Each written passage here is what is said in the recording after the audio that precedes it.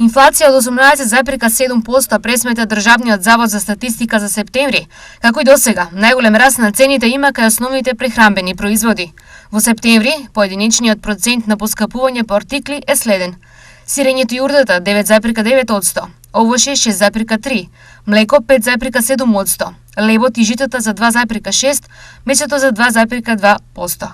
Освен храната, поскапување е забележано и кај мебелот, фризерските услуги, велосипедите, како и на услугите за поправка на куќни апарати, и овде процентот се движи од 3,3 до 15,2. Во исто време, ССМ излезе со нова пресметка на потрошувачката кошничка за 4-члено семејство, која сега изнесува 50.224.000 денари.